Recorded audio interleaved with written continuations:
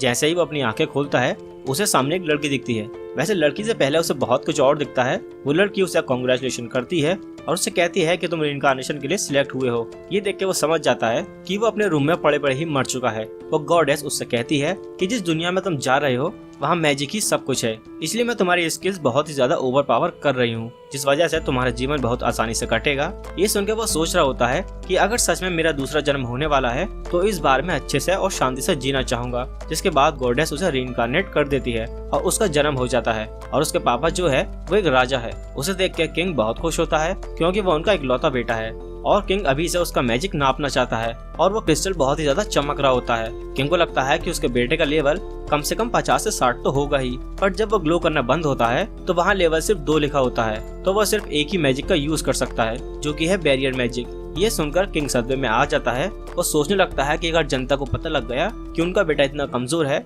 तो वो क्या सोचेंगे। इसीलिए क्वीन और किंग डिसाइड करते हैं कि वो सारी जनता में ये बात फैला देंगे कि उनका बेटा पैदा होते ही मर गया और वो इस लड़के को किसी जंगल में फेंक आएंगे। उनकी बातें सुन के ज़ेनफिश सोच रहा है अभी तो पैदा हुआ था यार, अभी से ही जिंदगी झंड होने लग गई। वहीं गॉडेस परेशान हो रही थी क्योंकि उसने ज़ेनफिश को बहुत ज्यादा पावर दे दी है और उस दुनिया में सिर्फ 2 डिजिट में ही पावर को नापा जा सकता है, जिसके चक्कर में वो उसकी पावर को गलत नाप रहे हैं। और उन सब के ऊपर से वो उसे एलिमेंट देना भी भूल गई है। और हमें पता लगता है कि उसने ज़ेनफिश को 1002 लेवल दी है। तो अब मेन कैरेक्टर को जंगल में फेंक दिया गया है और वो बेचारा सोच रहा होता है कि वो करे तो क्या करे, क्योंकि वो तो इस बॉडी में हिल भी नहीं पा रहा है। फिर इसे याद आता है कि असेसमेंट के दौरान बताया गया था कि उसके पास बैरियर मैजिक है, तो वो उसी का यूज करने लगता है और अपनी इमेजिनेशन से उसकी अलग अलग शेप बना रहा होता है। इसके बाद वो बैरियर अपने ऊपर लगा लेता है और उसकी मदद से हवा में उड़ने लगता है। पर तभी एक बहुत ही बड़ा जानवर उस पर हमला कर देता है, पर वो बैरियर की वजह से वहाँ से आराम से बच जाता है। पर अपने मेन कैरेक्टर को गुस्सा आ जाता है और वो बहुत सारे छोटे छोटे बैरियर बनाता है और वुल्फ पे हमला करने लगता है। पर इन चीजों से उसका कुछ भी नहीं बिगड़ता। तो इस बार वो बालक बैरियर्स को पेड़ों पे लगा देता है और उन्हीं से वुल्फ को मारने लगता है। लेकिन इसके बाद भी वो वुल्फ वापस से खड़ी हो जाती है। ये देख के ज़ेनफिश का दिमाग खराब हो जाता है और वो एक बड़ी सी जमीन को ही उड़ा के उसके ऊपर मारने लगता है। वुल्फ घबरा जाती है और कहती है कि रुक जाओ, मैं सरेंडर कर रही हूँ। वो हैरान हो जाता है कि वुल्फ कैसे बात कर पा रही थी। इसके बाद वो वुल्फ उससे माफी मांगती है और कहती है कि मुझे नहीं पता था कि तुम इतने स्ट्रांग हो, आखिर तुम हो कौन। क्योंकि वो बालक था तो वो बोल नहीं पा रहा था, तो वो अपने बैरियर को अपने गले में लगा लेता है और अब वो बात करने लगता है। उसका नाम किंग ने रेनहार्ड रखा था, पर वो उसे अपना नाम हारूटो बताता है और कहता है कि मैं किंगडम में रॉयल फैमिली में पैदा हुआ था, पर मेरा लेवल कम होने की वजह से मुझे यहाँ फेंक दिया गया है। वुल्फ कहती है कि तुम ये क्या कह रहे हो, जहाँ तक मैं देख सकती हूँ कि तुम में तो किसी भी ह्यूमन से ज्यादा मैजिकल पावर है। एक सेकेंड, कहीं तुम डीमन किंग तो नहीं। हारूटो सोचता है कि उसकी जिंदगी तो झंड थी पिछली लाइफ में, पर वो उसे ये नहीं बताना चाहता और कहता है कि हाँ मैं डीमन किंग ही हूँ। ये सुनकर वुल्फ डर जाती है और कहती है कि मैं हार मानती हूँ, तुम मुझे मार दो। पर हारूटो कहता है कि नहीं, मैं ऐसा नहीं करूंगा जब तक कि तुम मुझे नुकसान न पहुंचाओगे। तो वो कहती है कि मैं फ्लेम्स फेरेर कसम खाती हूँ कि मैं ऐसा दोबारा नहीं करूंगी। इसके बाद हारूटो वहाँ से जाने लगता है और कहता है कि फिले हम बाद में मिलते हैं, पर फिले उसे रोकती है और कहती है कि आपने मेरी जान को बख्शा है और मुझे नया नाम भी दिया है, इस वजह से हमारे बीच एक कॉन्ट्रैक्ट बन गया है और आप मेरे मास्टर हैं। हारूटो कहता है कि मैं तुम्हारे साथ कॉन्ट्रैक्ट नहीं बना रहा था, लेकिन तभी अचानक से वो जमीन पर गिर जाता है। फिले के पूछने के बाद वो बताता है कि मैं बच्चा हूँ यार, दूध पीना है। फिले कहती है कि मैं करती हूँ कुछ इंतजाम, और वो अपने मैजिक से ट्रांसफॉर्म होकर ह्यूमन फॉर्म में आ जाती है। पर क्योंकि वो बिना कपड़ों के थी, फिले उसे देखकर शर्मा जाता है और अपने बैरियर मैजिक से उसे कपड़े पहना देता है। तो वो वहीं फिले उससे माफी मांगती है क्योंकि वो मिल्क प्रोड्यूस नहीं कर सकती थी। इसके बाद फिले नोटिस करती है कि कोई उनकी तरफ बढ़ रहा है। हारूटो उसके साथ एक बैरियर कनेक्ट कर देता है जिससे कि वो एक दूसरे से बात कर पाएंगे। इसके बाद वहाँ एक बंदा आ जाता है और कहता है कि मैं उस बच्चे को लेने आया हूँ, जिसके लिए फिले मना कर देती है। वो बंदा कहता है कि तुम्हारे पास क्या हक है मुझे मना करने का। जिसके बाद फिले बताती है कि अब ये उसका मास्टर है, यानी इसके ऊपर उसका हक है। पर वो बंदा कहता है कि ये मेरे एक रिलेटिव का बेटा है और मैं इसे बचाने आया हूँ, और वो साथ में दूध भी लाया था। ये देख के हारूटो खुश हो जाता है और फिले से उसे लेने को कहता है।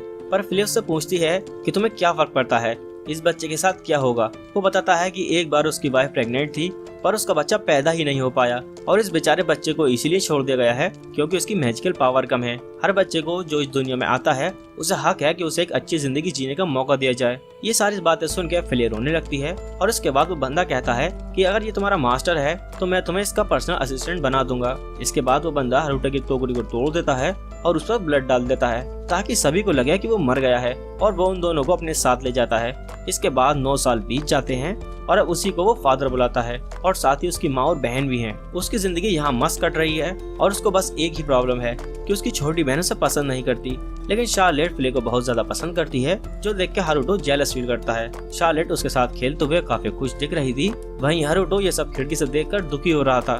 तभी उसकी अम्मा वहाँ आती हैं। तुम ये सब सोच के परेशान मत हो, शार्लेट को नहीं पता है कि तुम्हारी एज वाले लड़कों के साथ कैसे बिहेव किया जाता है। ये सुनकर हारुटो को लगता है कि कहीं उसे पता तो नहीं लग गया कि मैं 30 साल का हूँ। अब मुझे समझ आ गया कि क्यों नहीं खेलती वो मेरे साथ। पर उसकी मॉम उसे एडवाइस देती हैं कि क्यों ना तुम शार्लेट के लिए कुछ स्पेशल करो, और क्योंकि किंगडम तुम्हारा ही होने वाला है तो रूम में दिन भर बंद रहने की जगह शार्लेट के साथ थोड़ा खेला करो। इसके बाद रूम में हारुटो सोच रहा होता है कि वो यहाँ से जाना चाहता है, पर अगर वो यहाँ से गया तो फिलिप उसके साथ जाएगी, और अगर ऐसा हुआ तो शार्लेट और उससे ज्यादा नफरत करेगी। वहीं अगर वो यहाँ रहा तो वो लोग पता नहीं उससे क्या क्या करवाएंगे। हारुटो ने 9 साल लगा के अपनी ही एक कॉपी बना ली है ताकि वो उस कॉपी को यहाँ पर छोड़ दे और यहाँ से खुद चला जाए, पर अभी तक तो वो बात भी नहीं कर सकता और ना ही कुछ सोच सकता है। पर फिर उसे याद आता है कि उसे तो फ्ले की भी कॉपी बनानी पड़ेगी, जो सोच के उसका दिमाग खराब होने लगता है। तभी उसके डैड उसे नीचे बुलाते हैं क्योंकि हारुटो का माना लेवल लो है, तो वो उसे बाकी के स्किल सिखाना चाहता है। इसके बाद वो दोनों तलवारबाजी शुरू कर देते हैं और हारुटो मन में सोच रहा होता है कि मेरे डैड तो एक वॉरियर हैं, मैं उन पे एक भी हिट कैसे लैंड कर सकता हूँ। और वो खुद को चोट से बचाने के लिए अपने ऊपर बैरियर लगा देता है और सीधा उन पर हमला कर देता है, जिसको कि उसके डैड आराम से डॉज कर देते हैं। पर हारुटो की तलवार टूट जाती है और नीचे गड्ढा हो जाता है। ये देख के उसके डैड हैरान हो जाते हैं। इसके बाद वो उस पर हमला करते हैं और उसे डॉज करने को कहते हैं, जिसे कि हारुटो आसानी से डॉज कर लेता है। ये देख के उसके डैड हैरान हो जाते हैं क्योंकि इस अटैक को सिर्फ वही डॉज कर पाता है जिसका लेवल 30 से ऊपर हो। और वो हारुटो से पूछते हैं कि तुमने ये सब कैसे किया, पर हारुटो को भी नहीं पता कि ये सब कैसे हो रहा है। उसे हमेशा से लगता था कि उसका लेवल 100 से ऊपर है, पर जब भी वो चेक करता था उसका लेवल हमेशा 2 होता था। और कहा जाता है कि ह्यूमन ज्यादा से ज्यादा 77 लेवल तक जा सकते हैं, और उसे लगता है कि क्योंकि उसके पास कोई भी एलिमेंट नहीं है इसीलिए वो मैजिक को इतनी एफिशिएंटली यूज कर सकता है। इसके बाद उसके डैड कहते हैं कि शायद ये बस एक तुक्का होगा, और ये सब शार्लेट भी छुपकर देख रही थी। इसके कुछ टाइम के बाद गोल्ड अपनी बीवी को बता रहा होता है कि उसे लगता है कि हारुटो एक डीमन है, और हारुटो के डैड कहते हैं कि सीक्रेट फैमिली रिकॉर्ड में एक ऐसे आदमी के बारे में बताया गया है जिसने डीमंस के साथ इलू इलू किया था, पर डीमोनिक ट्रेड के साथ पैदा होना काफी रेयर है। हारुटो की मॉम कहती हैं कि पर ना ही उसके सींग है और ना ही उसकी पूंछ, जिस पर गोल्ड कहता है कि कहा जाता है कि रॉयल साइन में कुछ सीक्रेट पावर हैं जिसके बारे में कोई नहीं जानता, और शायद इसी वजह से फिलेज जैसी की डीमन हारुटो को प्रोटेक्ट करती है। ये सब सुनकर हारुटो की मॉम परेशान हो जाती हैं और कहती हैं कि हमारा बच्चा एक नॉर्मल ह्यूमन है और कुछ भी नहीं। ये सुन के वो कहता है कि चाहे कुछ भी हो जाए हम हमारे बच्चे को अच्छी जिंदगी देंगे। वहीं उनकी सारी बातें शार्लेट भी सुन लेती है। कुछ दिनों बाद हारुटो बेड पर लेटा हुआ था और वो सोच रहा होता है कि डैड आजकल काफी बिजी हो चुके हैं। तभी उसे बाहर से कुछ आवाजें आती हैं। यहाँ काफी सारे सोल्जर्स घायल पड़े हुए हैं और वो अपने डैड से जाकर पूछता है कि क्या हुआ। वो उसे बताते हैं कि हमारे किंगडम में डाकू घुस आए हैं और उनकी चोरियां लगातार बढ़ती जा रही थी। तो जब हमें उनके बेस का पता चला हम उन पर हमला करने चले गए, पर उन्हें हमारे हमले के बारे में पहले से पता था और उन्होंने हमारे सोल्जर्स के ऊपर पीछे से वार कर दिया। हारुटो के डैड काफी मायूस हो चुके थे क्योंकि उन्हें लगता है कि उनकी लापरवाही की वजह से ही उनके काफी सारे सोल्जर्स की जान चली गई। तभी वहाँ फ्ले आ जाती है और वे मजाक उड़ाने लगती है उन सभी का और कहती है कि तुम चोरों से हार गए। लेकिन ये बात सुनकर हारुटो को गुस्सा आ जाता है और वो फ्ले को अपना मुंह बंद रखने को कहता है, जिसके बाद हारुटो वहाँ से जाने लगता है। लेकिन जाते जाते ही वो सभी के ऊपर अपने बैरियर्स लगा रहा था और उसकी मदद से सभी को हील कर देता है और बड़ी ही जल्दी वो सभी सोल्जर्स की चोटें ठीक हो जाती हैं। ये सब देख कर गोल्ड काफी हैरान हो जाता है और उसे भी समझ नहीं आ रहा था कि आखिर यहाँ पर क्या हो रहा है। रात को भी फ्ले हारुटो के रूम के बाहर ही थी, तो वो दरवाजा खोलता है और उससे पूछता है कि क्या हुआ, पर फ्ले कोई जवाब नहीं देती। और फिर हारुटो को याद आता है कि उसने ही उसको अपना मुंह बंद रखने को कहा था और कहता है कि मुझे माफ करना, उस वक्त मैं गुस्से में आ गया था, अब तुम बोल सकती हो। जिसके बाद फिलिप भी उससे माफी मांगती है। इसके बाद हारुटो अपने मैजिक से उन चोरों की लोकेशन देखने लगता है और वो देखता है कि वो सभी बहुत ही मजे में थे। इसके बाद वो दोनों उन चोरों को खत्म करने के लिए वहाँ पर चले जाते हैं और ये सभी चीजें शार्लेट देख लेती है। वो सभी चोर सेलिब्रेट कर रहे थे, लेकिन उनका लीडर कहता है कि अभी इतनी जल्दी सेलिब्रेट मत करो, अभी तो हमने गोल्ड को खत्म करना है और जिसके बाद हम अपने होमलैंड वापस चले जाएंगे। वहीं हारुटो और फ्ले उनकी सारी बातें सुन लेते हैं। हारुटो अपने बैरियर का यूज करता है जिसकी वजह से वो सभी बिल्कुल भी हिल नहीं पा रहे होते। वो एक चोर को दीवार पे पटक देता है और बाकी सभी से कहता है अगर तुमने मुझसे झूठ बोला तुम्हें उसकी कीमत चुकानी होगी। जिसके बाद हारुतो को पता लगता है कि वो सभी उनके पास वाले एम्पायर के सोल्जर हैं जो कि चोर बन के इन किंगडम में आ गए हैं ताकि वो इस किंगडम को अंदर से तबाह कर पाएं। और वो बताता है कि उनका कोई साथी यहाँ है जिसने कि उनकी मदद की है बॉर्डर को क्रॉस करने में। ये सब सुन के हारुतो सोचता है कि इस किंगडम में जरूर कोई ऐसा है जिसका इन्फ्लुएंस काफी ज्यादा है और वो उसके डैड को मारना चाहता है। जिसके बाद हारुतो फ्ले से कहता है कि वो इन सारी जगह को जलाकर राख कर दे। जिसके बाद वो उस जगह को आग लगा देती है और वहाँ से बाहर आ जाते हैं और वो अपने डैड को एक एनोनिमस लेटर भेज देता है यहाँ जो भी हुआ है वो समझाने के लिए। अगले दिन वो बंदा वही लेटर पढ़ रहा था। ये सुनकर गोल्ड कहता है कि हमारे बॉर्डर्स पे तो इतनी सुरक्षा है, आखिरकार हमारे सोल्जर्स ने ऐसा कैसे होने दिया।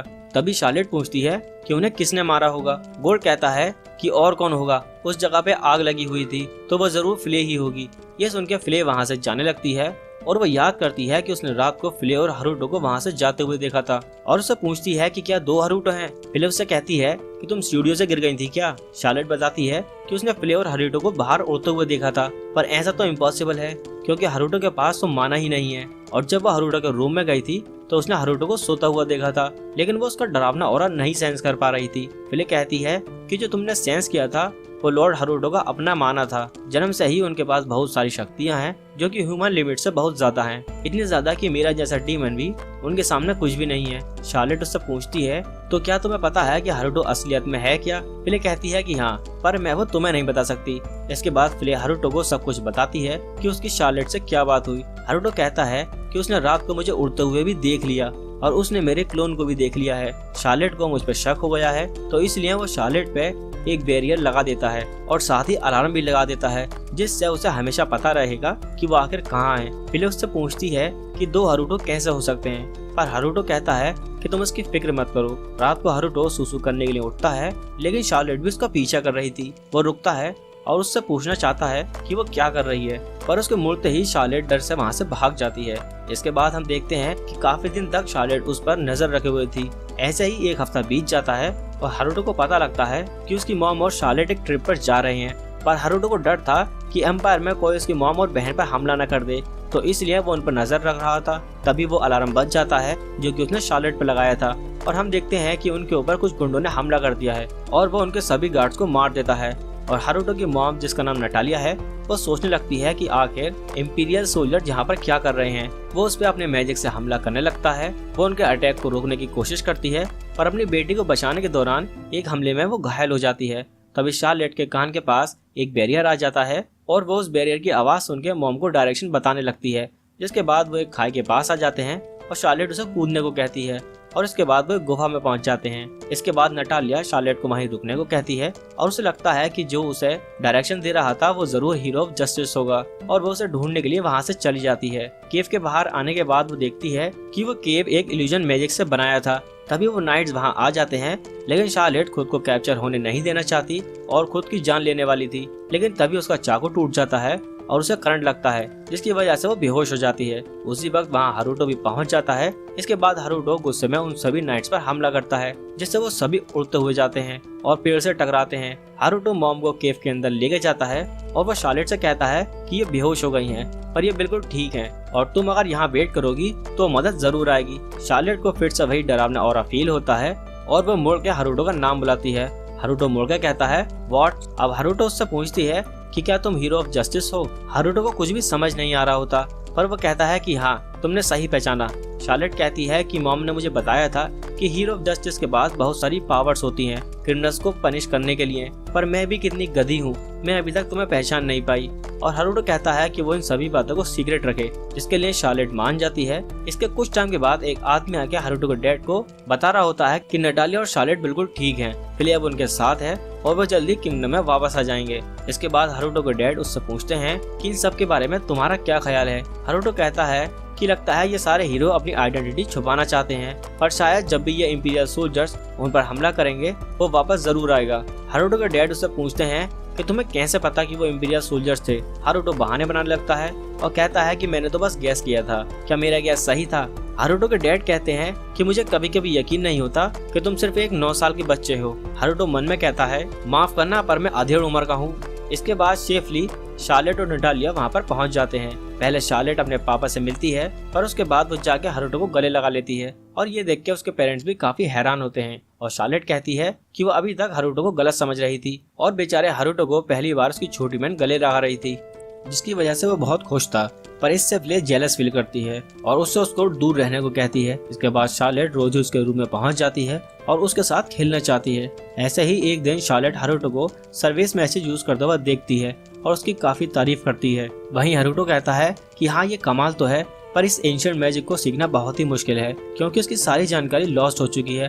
पर शार्लेट उससे कहती है कि ऐसा बिल्कुल भी नहीं है, अभी भी इसके बारे में लाइब्रेरी में बुक्स पड़ी हुई हैं। इसके बाद शार्लेट उसे लाइब्रेरी में ले जाती है और उसे काफी सारी बुक्स उठा के देती है। उन बुक्स में हारुतो पढ़ता है कि एंशिएंट मैजिक नॉन एलिमेंट होते हैं और इतनी चीजें पढ़ने के बाद उसे लगने लगता है कि कहीं उसका बैरियर मैजिक भी एंशिएंट मैजिक से तो रिलेटेड नहीं है। वो दोनों जब बुक्स को पढ़ रहे होते हैं, हारुतो कहता है कि ये सारी चीजें तो मैंने एनीमे में देखी हैं। तो शार्लेट उससे पूछती है कि आखिर ये एनीमे क्या होता है। वो बड़ी तेजी से ही एनीमे के बारे में उसे बताता है, जिसे सुनकर वो एक्साइटेड हो जाती है और कहती है कि उसे भी एनीमे देखना है। 2 हफ्ते बाद किसी तरीके से हारुतो ने मॉडर्न जापानीज इंटरनेट से कनेक्शन बिठा लिया था, जहाँ से शार्लेट को एक एनीमे दिखता है। शार्लेट पिक्चर्स को मूव होता हुआ देख के और उसमें से आवाज आते हुए देख के बहुत खुश हो जाती है, और वो लड़की क्या बोल रही थी उसे समझ में नहीं आ रहा था। शार्लेट के कहने पर हारुतो उसे जापानीज सिखाने को तैयार हो जाता है, पर उसे लगता है कि वो सिर्फ 5 साल की है तो वो उसके लिए काफी मुश्किल होगा।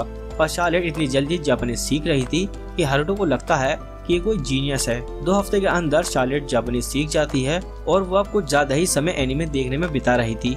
हारुतो को लगता है कि किसी बच्चे के लिए इतना ज्यादा एनीमे देखना ठीक नहीं होगा, तो शार्लेट को रोकने के लिए उसे स्ट्रिक्ट होना ही होगा। अब जब शार्लेट अगला एपिसोड देखने जा रही होती है, वो उसे रोक देता है और कहता है कि तुम एक दिन में बस 3 घंटे ही देख सकती हो, ये बच्चों के लिए हेल्दी नहीं है। पर शार्लेट कहती है कि मैं तो बिल्कुल ठीक हूँ, लेकिन हारुतो मना कर देता है। इसके कुछ दिन के बाद हारुतो के डैड सोल्जर्स के साथ चोरों को मारने के लिए निकल पड़ते हैं। पर शार्लेट अपने फादर के लिए परेशान है और वो हारुतो से कहती है कि वो जाके उनकी मदद करे। हारुतो मान जाता है और जैसे एनीमे में हीरो होते हैं, शार्लेट उसे वैसे ही ट्रांसफॉर्म होने को कहती है। हारुतो को फिर से मानना ही पड़ता है और वो ट्रांसफॉर्म हो जाता है। उसके साथ ही वो पहले से बड़ा हो गया था। अब शार्लेट उसके साथ जाने की जिद करने लगती है, पर हारुतो उसे मना करता है और उसे कहता है कि तुम यहीं से देख लेना। हारुतो उन चोरों को ढूंढ के अपने बैरियर मैजिक से उन सभी को एक जगह रोक देता है। वो उन सभी को ऐसे ही छोड़ के जाने वाला था, पर फिर वो सोचता है कि शार्लेट उसे लड़ता हुआ देखना चाहती होगी, तो वो जाके उन चोरों की कुटाई कर देता है और बड़ी ही जल्दी सभी को मार गिराता है। उसी वक्त उसके डैड भी वहाँ पहुँच जाते हैं और वो खुद को इंट्रोड्यूस करने के बाद उसका नाम पूछते हैं। हारुतो को समझ में नहीं आ रहा होता कि वो क्या बोले, तो वो घबराया हुआ बोल देता है कि मैं ब्लैक रेंजर हूँ।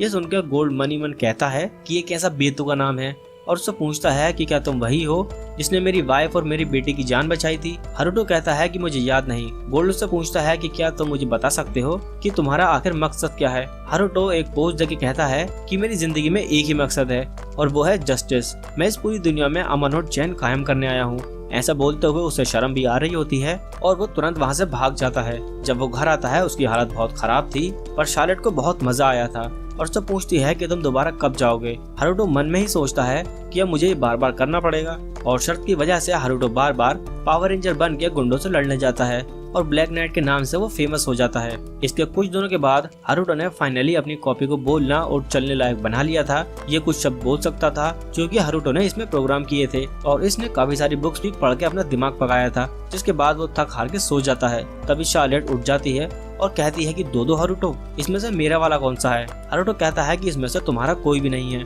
तभी हारुतो की मॉम उसे बुलाने लगती है। हारुतो अपने क्लोन से पूछता है कि क्या तुम मेरे बदले चले जाओगे, पर वो मना कर देता है। वहाँ प्रिंस लोइस और प्रिंसेस मरियाना आए थे, जिनका की स्वागत पूरी गोल्ड फैमिली कर रही है। वो प्रिंस काफी ज्यादा बदतमीज था, जिसे देख के हारुतो कहता है कि तो ये है मेरे भाई बहन। मरियाना लाओस को बदतमीजी करने से मना करती है, लेकिन लाओस बड़बड़ किए ही जा रहा था। तभी वो प्रिंस हारुतो को देखता है और उसे कहता है कि तुम वही हो ना जिसे कि ऑर्फनेज से उठा के लाए थे। उसे पता लगता है कि हारुतो का लेवल 2 है और वो उसे फाइट के लिए चैलेंज कर देता है। इसके बाद वो दोनों आमने सामने होते हैं और लाओस कह रहा होता है कि फिक्र मत करो, मैं तुम्हें ज्यादा चोट नहीं पहुंचाऊंगा। हारुतो उसका लेवल चेक करता है तो वो देखता है कि उसका लेवल 9 है और वो मैक्सिमम 40 तक जाएगा। वहीं उसके डैड का लेवल 32 है और प्रिंसेस मरियाना का लेवल 14 है। शार्लेट ने उसे बताया था कि इस दुनिया में जिसका लेवल सबसे ज्यादा था वो था 77, इसके बाद लाओस उस पर हमला कर देता है और हारुतो आसानी से उसके हमले को डॉज कर लेता है। ये देख के लाओस कहता है कि यहाँ से डॉज मत करो,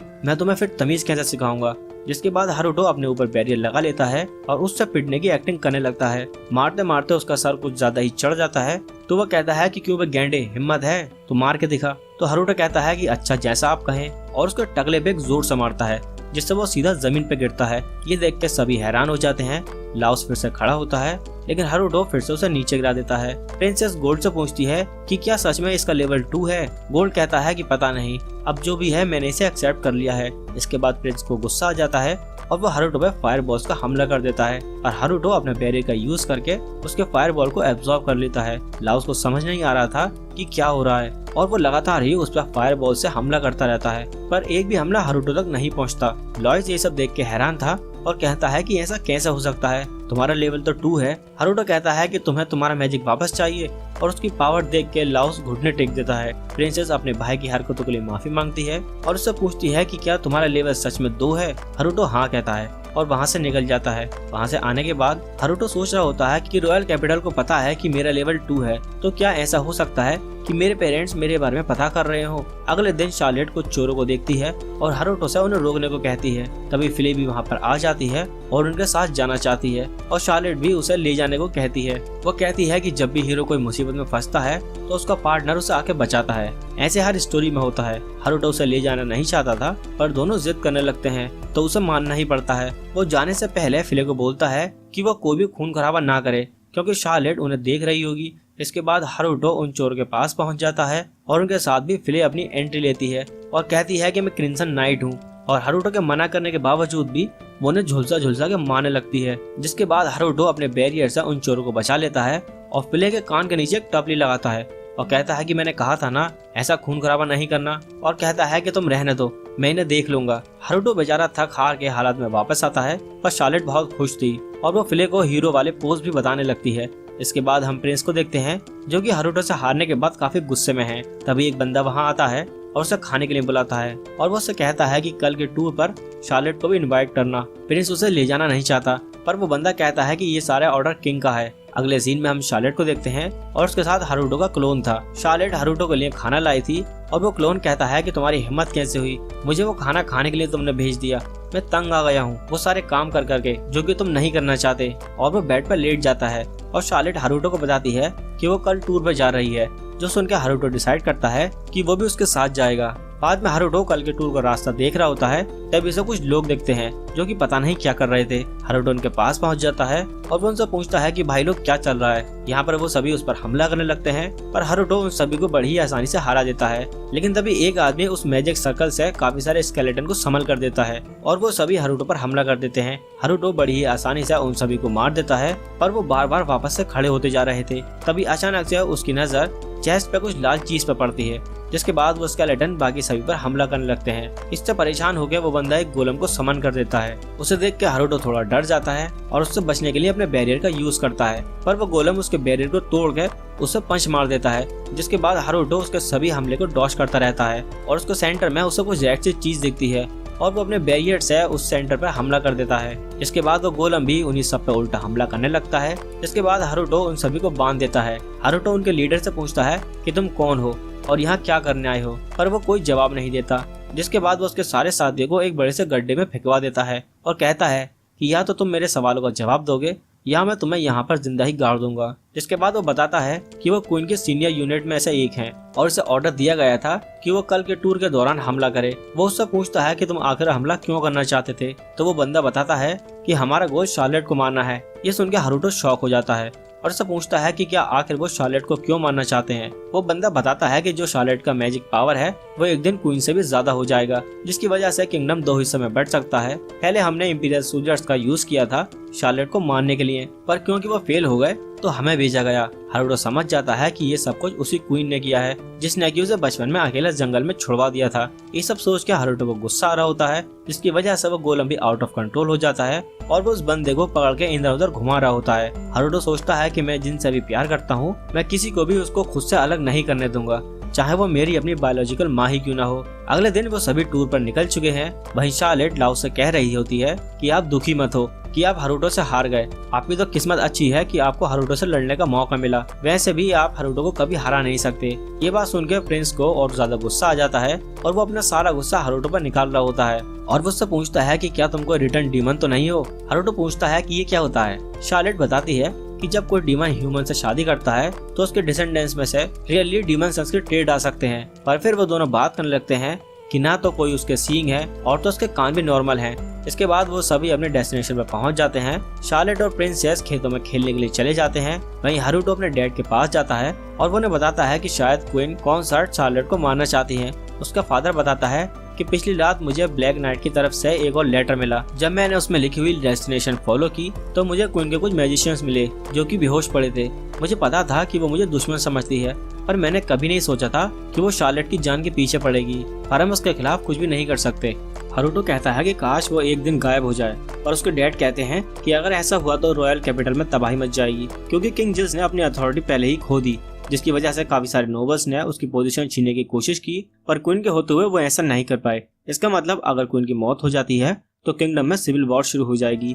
इसके आगे उसके डैड बताते हैं कि तुम्हारे पैदा होने से 2 साल पहले किंग के द्वारा एक आर्मी बनाई गई थी डीमन किंग को खत्म करने के लिए। उसके साथ गिजुलेट भी थी जिसने कि अकेले ही डीमन किंग को मार डाला, जिसकी वजह से उसे सभी लोग हीरो कहने लगे और सभी लोग उसे फ्लैश प्रिंसेस के नाम से जानने लगे। जिसके बाद उसने किंग से शादी कर ली और अब वो किंगडम को किसी भी तरीके से अपने कब्जे में करना चाहती है। पर हाँ, अगर कोई कॉन्सर्ट से पावरफुल आ गया तो फिर अलग बात है। तो हारुतो से पूछता है तो आप क्यों नहीं किंग बन जाते, जिस पर वो कहते हैं कि मुझे पॉलिटिक्स के बारे में ज्यादा कुछ नहीं पता तो मैं किंग नहीं बन सकता।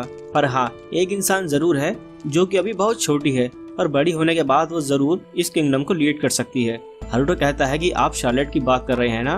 उसके डैड कहते हैं कि अभी उसे नहीं पता, पर वो एक दिन क्वीन से ज्यादा पावरफुल होगी। और वो हारुतो से कहता है कि तुम जानते हो ना कि मैं तुमसे क्या चाहता हूँ। हारुतो कहता है कि हाँ, जब तक शार्लेट बड़ी नहीं हो जाती मैं उसे प्रोटेक्ट करूंगा। फिर उसके पास आके कहती है कि मैं उस औरत को मार दूंगी और आपकी पिछली जिंदगी का बदला लूंगी। पर हारुतो कहता है कि नहीं, मैं उसे मारूंगा।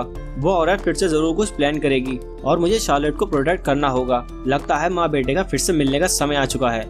इसके बाद हम क्वीन को देखते हैं, जिसे यहाँ सभी लोग बता रहे होते हैं कि एक ब्लैक नाइट नाम का एक बंदा है और वो वही है जो कि बॉर्डर पे हम सभी को मार रहा है। हमें लगता है कि उसी ने समुद्र यूनिट को खत्म किया होगा। ये सुनकर क्वीन को गुस्सा आ जाता है और वो कहती है कि तुमसे एक छोटा सा बच्चा नहीं मारा जा रहा और कहने लगती है कि मैं इस तलवार से उस ब्लैक नाइट को मार दूंगी जिससे कि मैंने डीमन किंग को मारा था। तभी वहाँ ब्लैक नाइट पहुँच जाता है और वो अपने बैरियर मैजिक का यूज करके सभी को बेहोश कर देता है और वहाँ पहुँच के वो कहता है कि स्वागत नहीं करोगे हमारा। क्वीन इसे देख के कहती है कि यहाँ इतने सारे बैरियर थे, तुम अंदर कैसे आ गए। ब्लैक नाइट कहता है कि अच्छा, वो सारी चीजें उन्हें तो मैंने तोड़ दिया। इसके बाद क्वीन अपने मैजिक से हारुतो को पानी में डुबाने की कोशिश करने लगती है, लेकिन हारुतो आराम से पैरों के नीचे बैरियर बना लेता है और बाहर आ जाता है। इसके बाद क्वीन फिर से उस पर हमला कर देती है, लेकिन हारुतो अपने बैरियर का यूज करके आराम से बच जाता है। इसके बाद क्वीन फिर से फायर का यूज करती है जो कि हारुतो को लग जाता है और हारुतो नीचे गिर जाता है। क्वीन को लगता है कि उसने हारुतो को हरा दिया, पर हारुतो खड़ा होता है और कहता है कि ओह, तुम स्वॉर्ड के अलावा इतने सारे एलिमेंट्स का यूज कर सकती हो, मुझे तो सच में जलन हो रही है। तभी हारुतो अचानक से उस पर हमला कर देता है, लेकिन क्वीन उसके अटैक को ब्लॉक कर लेती है और वो उसका ऑरा बिल्कुल भी सेंस नहीं कर पा रही थी।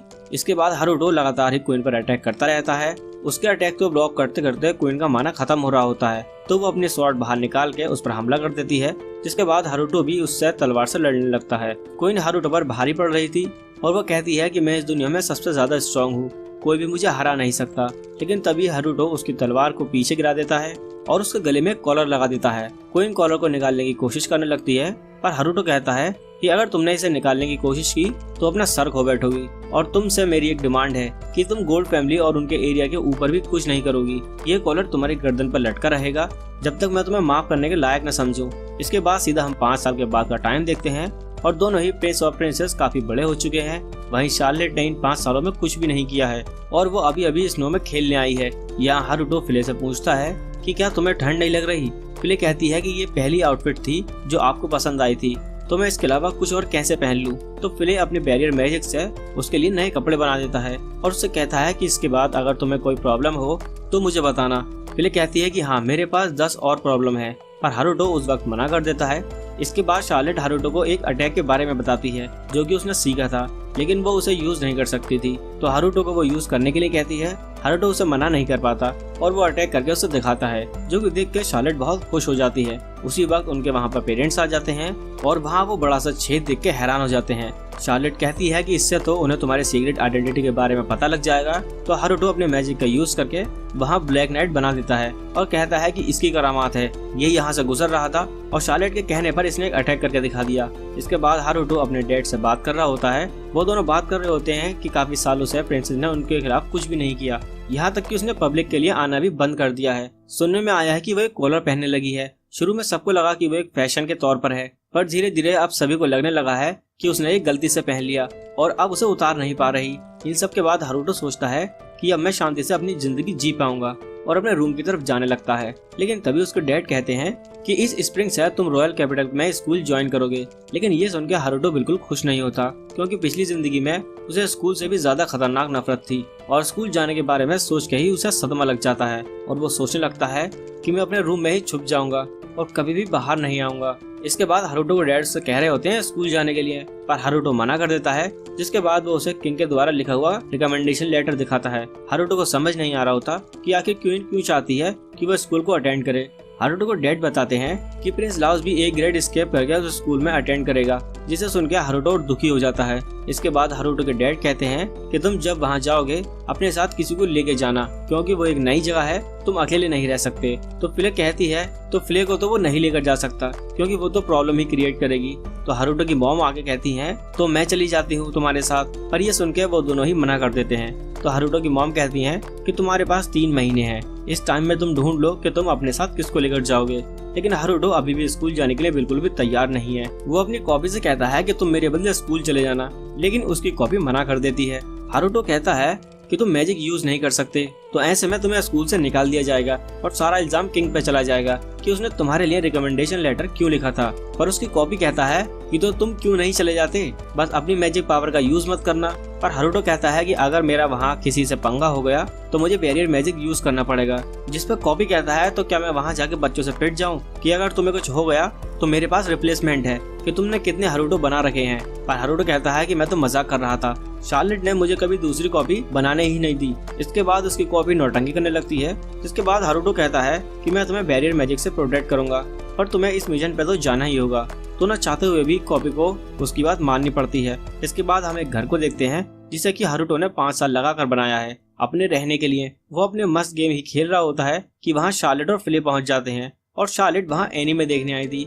हारुतो से पूछता है कि तुम काफी समय से यहाँ नहीं आई हो, तो मुझे लगा कि तुमने एनीमे देखना बंद कर दिया। पर शार्लेट कहती है कि मुझे और भी ज्यादा पढ़ाई करनी पड़ रही है, जिसकी वजह से मुझे यहाँ आने का टाइम नहीं मिलता, पर मैं और एनीमे देखना चाहती हूँ। तो हारुतो कहता है कि मैं तुम्हें यहाँ टेलीपोर्ट कर सकता हूँ और उसे अपने नया मैजिक दिखाता है, पर मैंने अभी तक इसे किसी जिंदा चीज पर टेस्ट नहीं किया है। तो फिले अपनी कॉपी से कहता है कि ये कॉपी जरा इसके पास आना।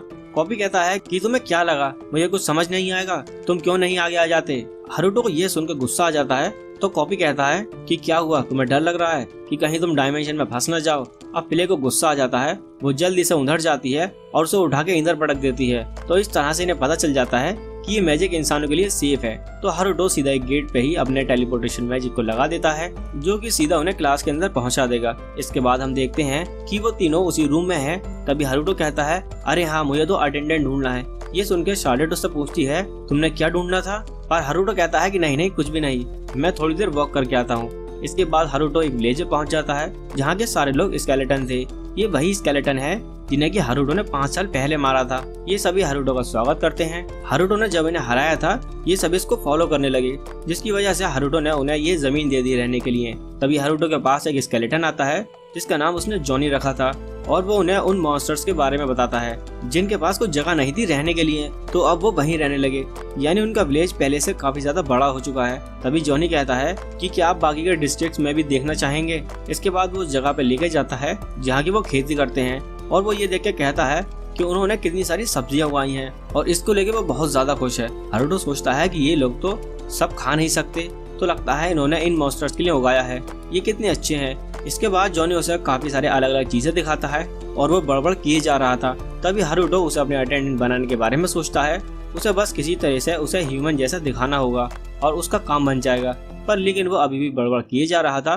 तो हारुतो सोचता है कि अगर मैं इतनी सारी बातें रोज सुनूंगा तो मैं मर ही जाऊंगा, इसके बाद हारुतो नदी के किनारे आकर बैठा हुआ था, जहाँ की वहीं बड़ा सा गोलम आ जाता है। हारुतो कहता है कि हाँ, मैं तो तुम्हें भूल ही गया कि तुम भी यही हो। इसका नाम हारुतो ने गीगा रखा था। वो हारुतो को एक फूल देता है और शर्माने लगता है। उसकी आवाज सुन के हारुतो को पता लग जाता है कि वो एक फीमेल है। उसे देख के हारुतो सोचने लगता है कि ये काफी अच्छी है और अटेंडेंट भी बन सकती है, पर ये कुछ ज्यादा ही बड़ी है। इसके बाद हारुतो थक हार के घर वापस आ जाता है। यहाँ फिले उससे पूछती है, आप अटेंडेंट के बारे में क्या बोल रहे थे? हारुतो चिल्लाता है कि इसका तुमसे कोई लेना देना नहीं है। वो बेचारी फिलो को रोता हुआ छोड़ के वहाँ से चला जाता है। अगले दिन शार्लेट हारुतो के पास आती है और कहती है कि मैंने ब्लैक नाइट के लिए एक नया नाम सोचा है, शोवा। वो उसे बताती है कि उसने ये इंटरनेट पे पढ़ा है। ये गॉड है जो कि क्रिएशन और डिक्रिएशन करता है और उसे लगता है कि ये नाम हारुतो के लिए परफेक्ट होगा। इसके बाद हम एक नई जगह को देखते हैं जहाँ के कुछ लोग एक बड़े से ड्रैगन को मार रहे थे, लेकिन वो ड्रैगन वहाँ से बच के भाग जाता है। लेकिन तूफान की वजह से वो नीचे गिर जाता है और उसकी चोट और भी ज्यादा गहरी हो जाती है। इसके बाद हारुतो को डैड उसे बचा रहे होते हैं कि एक बड़ा सा नीला ड्रैगन उसके बॉर्डर पर देखा गया है। वो ड्रैगन यहाँ भी आ सकता है और बहुत तबाही मचा सकता है, और वो फिले को इसे हैंडल करने को कहती हैं। और फिले कहती है कि मैं बस लॉर्ड हारुतो के लिए काम करती हूँ। तो हारुतो कहता है कि ठीक है, ये मेरा ऑर्डर है फिर। लेकिन फिले मुंह बनाने लगती है। हारुतो से पूछता है कि क्या हुआ।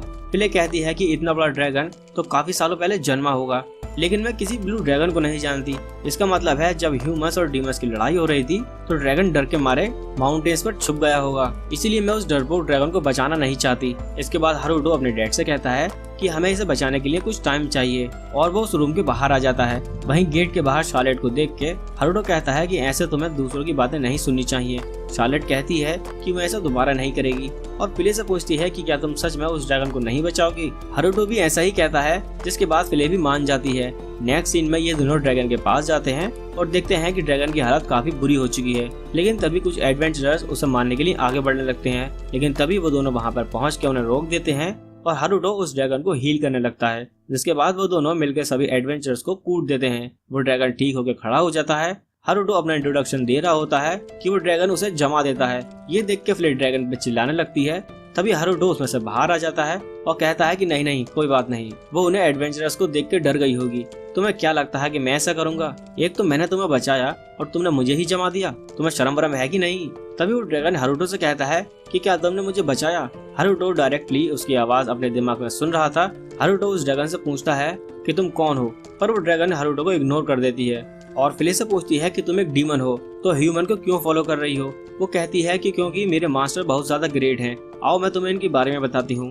वो पूरी कहानी बताने में सारा दिन गवा देती है और शाम हो चुकी थी। सारी कहानी सुनने के बाद ड्रैगन कहती है कि हाँ, मैं समझ चुकी हूँ। इसे पता था कि एक डीमन किंग दोबारा से रीइंकार्नेट होकर वापस आएगा।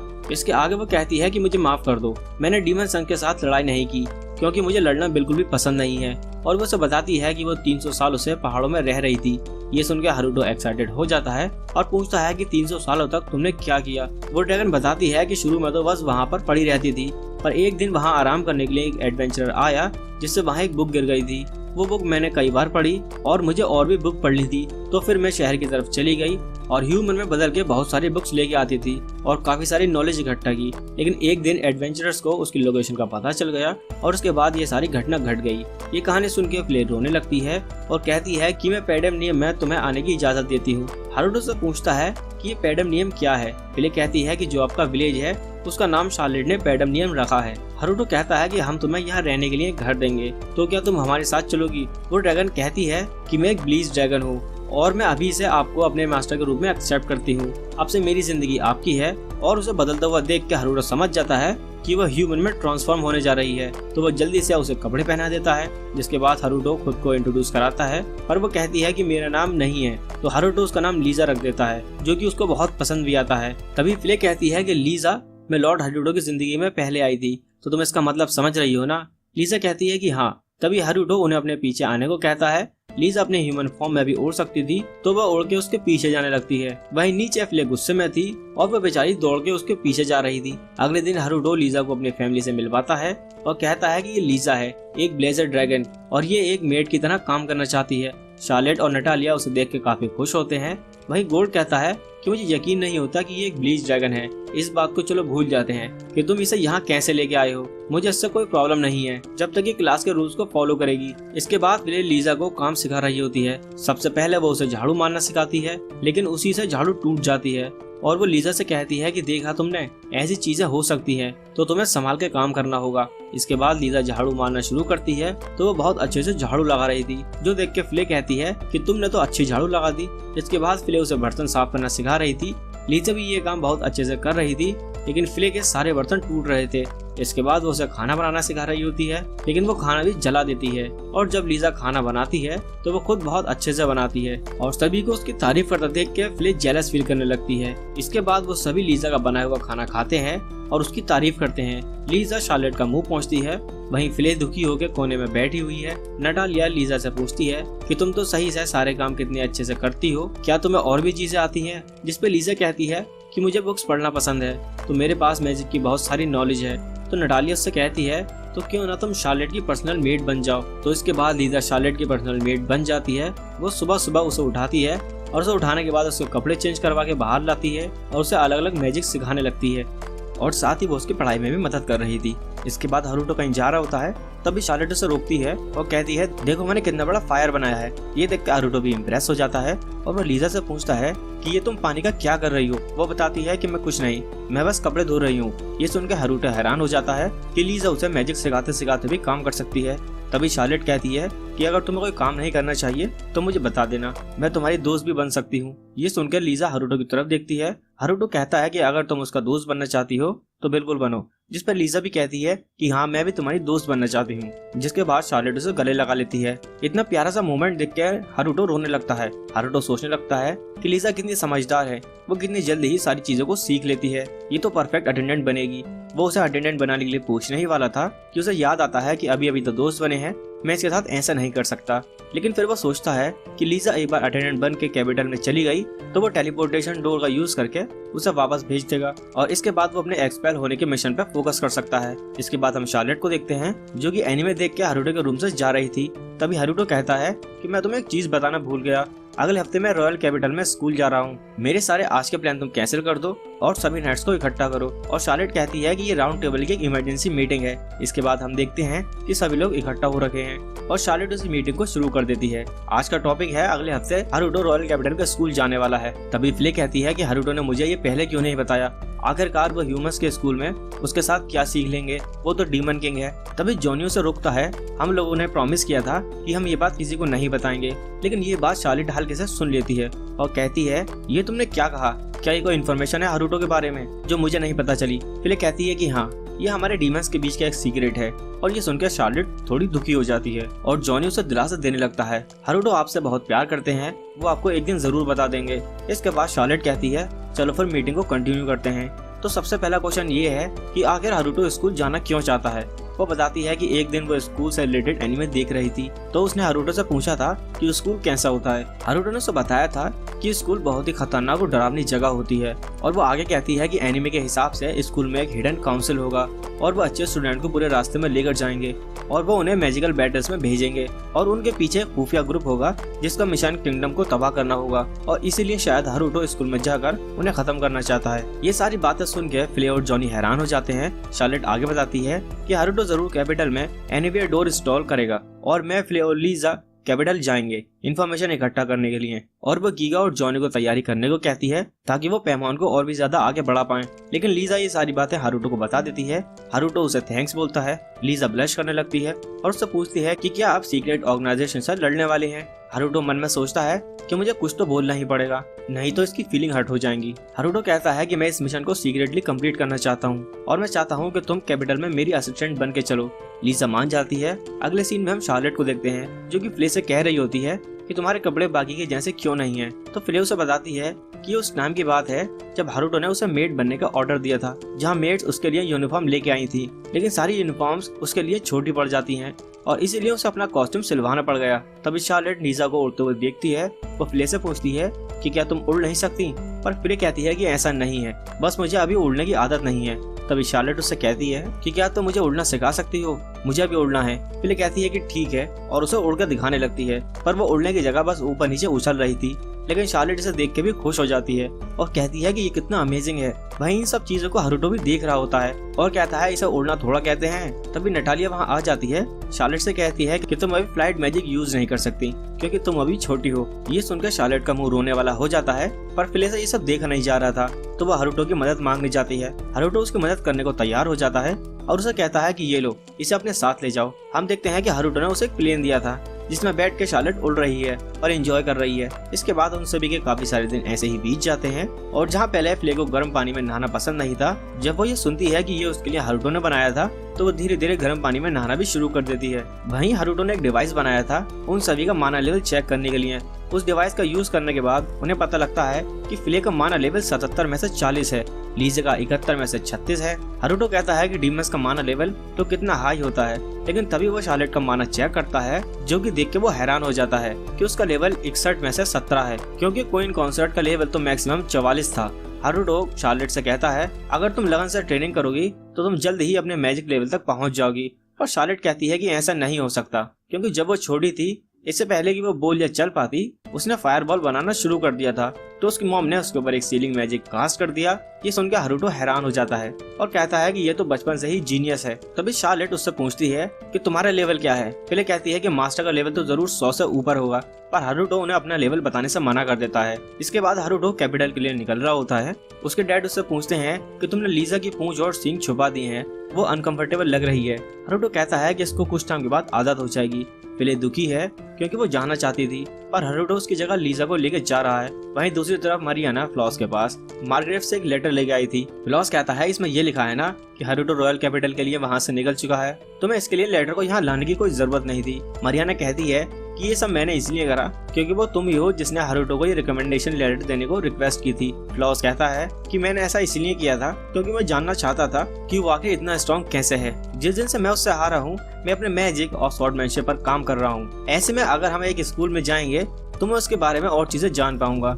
ये सुनकर मारियाना कहती है कि जब से तुम उससे हारे हो तुम बदल गए हो, लेकिन अभी भी तुम घमंडी हो। ये सुनकर फ्लॉस कहता है कि अच्छा, और मैंने सुना है कि तुम फादर के सामने खड़ी हो गई थी और कह रही थी कि तुम वहाँ से जब तक नहीं हिलोगी जब तक कि तुम्हें रिकमेंडेशन लेटर मिल नहीं जाता। ये सुनकर मारियाना शर्मा जाती है और कहती है कि ऐसा कुछ भी नहीं है, मेरे मन में हारुतो के लिए कोई फीलिंग्स नहीं है।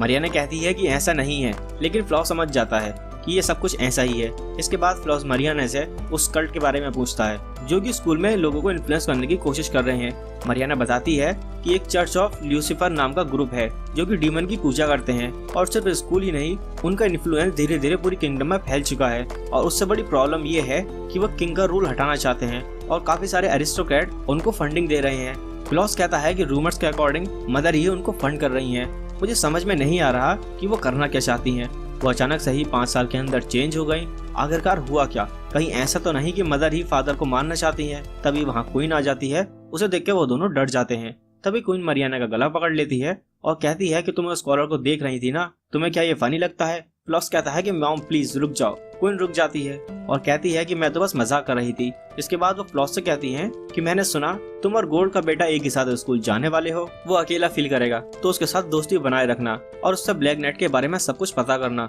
और मुझे आगे बताना। इसके बाद हम हारुतो को देखते हैं जो कि अपने ही उस सीक्रेट रूम में है। शार्लेट उससे कहती है कि क्या तुम्हें अब कैपिटल नहीं चले जाना चाहिए? हमें पता लगता है कि वो कास्ट से थोड़ी दूर जाने के बाद ही वापस आ गए थे, क्योंकि इसने कुछ दिन पहले ही कैपिटल में डोर इंस्टॉल कर दिया था। तो जिस दिन वो वहाँ पहुँचने वाले थे वो उस दिन बस उस डोर से निकल जाएगा, और वो दिन आज ही है। इसके बाद हारुतो और लीजा वहाँ से चले जाते हैं। हारुतो ने उस डोर को कैपिटल से कुछ दूरी पे एक जंगल में छिपाया था, लेकिन कैपिटल अभी भी काफी दूर था। तभी लीजा एक बाइसन को देखती है जो कि एक घोड़ा गाड़ी के पीछे भाग रहा था। तभी हारुतो उसे बचाने के लिए जाने लगता है। उनकी गाड़ी का पहिया टूट जाता है और सभी लोग गिरने लगते हैं, पर हारुतो उन्हें बचा लेता है। तभी एक लड़की सामने आती है और कहती है कि इसे मैं रोकती हूँ, तुम लोग यहाँ से चले जाओ। ये देख के हारुतो सोचता है कि लगता है ये स्ट्रॉन्ग है, मेरी यहाँ कोई जरूरत नहीं पड़ेगी। लेकिन वो बाइसन आराम से उसे उठा के पटक देता है और उस पर फिर से हमला करने जाता है, लेकिन हारुतो आके उसे बचा लेता है और वो उस लड़की को भी हील कर देता है। तभी वो छोटा बच्चा वहाँ आ जाता है और हारुतो को देख के कहता है कि थैंक यू मिस्टर, आपने तो इस मॉन्स्टर को हरा ही दिया। हारुतो कहता है कि कोई बात नहीं, ये तो मेरा फर्ज था, मैं हूँ हीरो ऑफ जस्टिस। इसके बाद वो उनकी गाड़ी भी ठीक कर देता है। वो लड़की हरुटो के पास आती है और कहती है कि मुझे माफ करना, मेरे पास अभी तुम्हें देने के लिए पैसे नहीं है। और हरुटो कहता है कि इसकी कोई जरूरत नहीं है और कहता है कि मुझे जल्दी से इस बाइसन को उसके ग्रुप के पास ले जाना होगा। वो लड़की ये देख के खुश थी कि वो मॉन्स्टर पर भी दया दिखा रहा था। इसके बाद हरुटो उसे खाना खिलाता है और वापस उसे जंगल में भेज देता है। लीजा हरुटो को बताती है कि वो लड़की कुछ अजीब थी, अगर मैं पास होती तो शायद पता लग जाता। जब वो स्कूल में पहुंचते हैं वहाँ लाइन बहुत लंबी थी और उस लाइन से थका हारा जब वो अंदर जाता है तो उसे पेपर वर्क करना पड़ता है, जिसके बाद उसका दिमाग और ज्यादा खराब हो जाता है। इसके बाद उन्हें अपना रूम मिल जाता है, लेकिन हरुटो की हालत इतनी ज्यादा खराब थी कि वो डोट से अपने घर वापस आ जाता है। वो आते ही सोफे पे पसर जाता है और फिर इसे कुछ खाना बनाने को कहता है, पर शार्लेट कहती है कि हमें कैपिटल में कुछ होटल में खाना चाहिए। फिर कहती है कि पर मैं मास्टर के लिए कुछ बना सकती हूँ। जिसके बाद शार्लेट उसके कान में कुछ कहती है, जिसके बाद वो भी कहती है कि हमें कैपिटल में ही चल के खाना चाहिए। इसके बाद हरुटो भी उसके कान और पूंछ इनविजिबल कर देता है और वो सभी कैपिटल में पहुंच जाते हैं। इसके बाद वो रेस्टोरेंट में जाकर खाना खाते हैं। खाना खाने के बाद शार्लेट एक मैप निकालती है और सभी को एक एक जगह दे देती है। हरुटो से पूछता है कि तुम यहाँ मजे करने आई थी?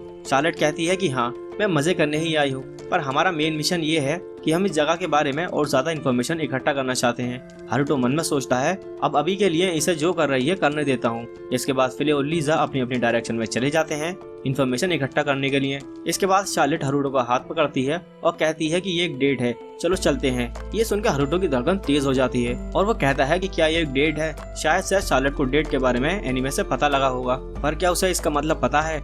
वैसे अगर कोई भी हमें देखेगा तो ये नहीं बता पाएगा कि हम सिबलिंग्स हैं। और मेरी बात करो तो ये मेरी पहली डेट होने वाली है। लगता है मेरे पास कोई और चॉइस नहीं है। अगर मेरी बहन यही चाहती है तो चलते हैं, जो वो कहेगी मैं करूंगा। इसके बाद वो कैपिटल में कई जगह घूमते हैं, जिसके बाद शार्लेट एक दुकान पे जाकर रुक जाती है। शार्लेट को वहाँ एक ज्वेलरी पसंद भी आती है। ये देख के वो दुकानदार से कहती है कि मैं इसे खरीद रही हूँ। इसके बाद शाम हो जाती है, जहाँ शार्लेट आगे भाग रही थी, लेकिन तभी वो एक लड़की से टकरा जाती है। वो दोनों एक दूसरे से माफी मांगते हैं और जब हरुटो वहाँ पहुँचता है तो उस लड़की को देख के वो मुंह घुमा लेता है। वो लड़की उसे देख के कहती है कि क्या हम पहले मिल चुके हैं? मुझे तुम्हारा चेहरा तो याद नहीं, लेकिन तुम्हारा जो माना है वो मुझे फेमिलियर लग रहा है। पर हरुटो कहता है कि ऐसा बिल्कुल भी नहीं हो सकता, क्योंकि मेरा माना लेवल सिर्फ 2 है। इसके बाद वो लड़की अपने पार्ट टाइम इंटरव्यू के लिए वहाँ से चली जाती है। शार्लेट भी उसे देख के कह रही होती है कि वो लड़की थोड़ी अजीब है, पता ना मुश्किल है, लेकिन ये कोई आम लड़की नहीं है। हरुटो सोचता है कि आखिर चक्कर क्या है, पर फिर वो सोचता है कि मुझे फालतू की सरदर्दी नहीं लेनी। मैं कल से इंटर्न सेरेमनी वाले दिन तक बस अपने कमरे में ही पड़ा रहने वाला हूँ। इसके बाद हरुटो का क्लोन उसे बता रहा होता है कि एक टीचर ने आके उसे बताया था कि एंट्रेंस से पहले उसे एक प्रोफिशिएंसी टेस्ट देना होगा। हरुटो सोचता है कि अगर वो टेस्ट में गलत आंसर लिखेगा तो एंट्रेंस सेरेमनी से पहले ही वो स्कूल से बाहर निकाल देंगे। तो इसी इरादे से हरुटो टेस्ट देने के लिए जाता है। क्लासरूम में उसे क्वेश्चन पेपर दिया जाता है। हरुटो का प्लान था कि वो सभी सवालों के गलत जवाब लिखेगा, पर जब वो क्वेश्चन पढ़ता है तो उसे सच में कुछ भी जवाब नहीं आता था। तो वो सारे सवालों के नीचे ही मुझे नहीं पता लिखता चला जाता है। तभी उसमें क्वेश्चन होता है बैरियर मैजिक के ऊपर। तो हरुटो सोचता है कि अगर उसने सबके जवाब गलत लिखे तो लोगों को उस पर शक हो जाएगा। तो हरुटो क्योंकि बैरियर मैजिक का यूज कर सकता है तो वो इसके बारे में बहुत ही ज्यादा डिटेल्स में लिख देता है। जिसके बाद लास्ट क्वेश्चन एंशिएंट मैजिक के ऊपर होता है। हरुटो ने लाइब्रेरी में एंशिएंट मैजिक के बारे में बहुत कुछ पढ़ा था और जिसने वो बुक लिखी थी उसके ऑथर का नाम बहुत ही ज्यादा लंबा था और ये सब सोचते सोचते आंसर कुछ ज्यादा ही लंबा लिख देता है। टीचर उसकी शीट ले लेते हैं और वो कहते हैं कि तुम्हारा माना लेवल SS होगा। इसके बाद वो टीचर उसे एक रूम में ले आता है। तभी वहाँ से आवाज आती है, अच्छा काम किया पोलकोस। ये आवाज कहाँ से आ रही है? तभी एक लड़की उसके सामने आती है और कहती है कि नीचे देखो, तुम जरूर हरुटो होगे। और वो अपना नाम टेराटा लूसेनल बताती है। किसने नाम रखा है? मुझसे तो बोला भी नहीं जा रहा। मैं स्कूल में एंशिएंट मैजिक रिसर्च करती हूँ।